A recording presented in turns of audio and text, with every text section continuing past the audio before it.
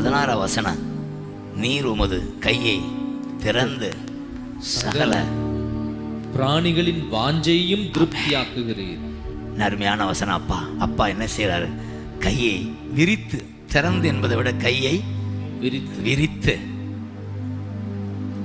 Satisfies every living, ஒவ்வொருவருடைய வாஞ்சையை திருப்தியாக்குகிற அப்பா. ஆமென் சொல்லுங்க. ஆமென். அதுவும் கையை விரித்து என்றால் கல்வாரியை நினைவுபடுத்துகிறார்.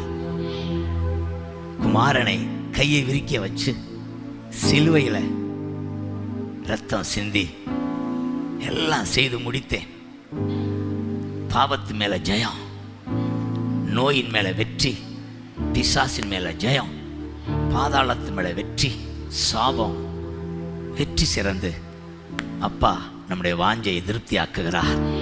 அல்லேலூயா, அல்லேலூயா. உங்களுடைய விருப்பம் திருப்தி ஆக்குகிற அப்பா நம் மத்தியில் இருக்கிறார். அதற்காக இயேசு கையை நீட்ட வேண்டி இருந்துச்சு. காரணம், இந்த பாவ உலகம்,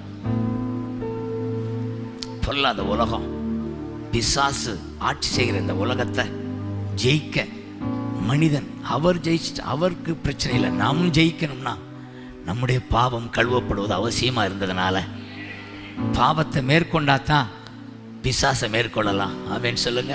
ஆமென். எங்கே பாவம் இருக்கோ அங்கே யார் இருப்பா? பிசாசு. பிசாசு மேற்கொள்ளணும்னா மனிதனுடைய பாவத்துக்கு ஒரு முற்றுப்புள்ளி வைக்கணும். அவன் கழுவப்படணும், பரிகரிக்கப்படணும் என்பதுக்காகவே சிலுவையில் 6 மணி நேரம் தொங்கினார். ஏன் 6 மணி நேரம் தொங்கினார்? நான் யோசித்து பார்ப்பேன். அந்த இயேசு ராஜாதி ராஜா ஏன் அவ்வளவு கஷ்டப்படணும்? ஜாலியா 3.5 வருஷம் அற்புதம் செய்து ஓஹோன்னு இருந்தவர் மேலே போயிருக்க வேண்டியவர், வேதனையான ஒரு மரணம், கேவலமான மரணம். ஏன்னா இதுதான் காரணம்.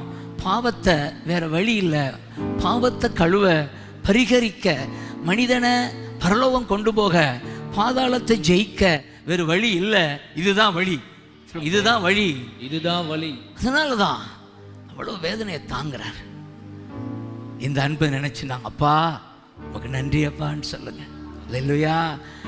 அதனால எடுத்த உடனே குற்றங்களை மன்னித்தீரே, நோய்களை நீக்கினீரே. எதனால? கல்வாரியில. ஆமென் சொல்லுங்க. கையை விரிச்சதுனால குற்றங்கள் மன்னிக்கப்படுது, பாவங்கள் கழுவப்படுது, பரலோகம் திறக்கப்பட்டுருச்சு. பிசாசு உங்களை மேற்கொள்ள முடியாது. காரணம், நீங்க தேவனுடைய பிள்ளைகளை மாறிட்டீங்க.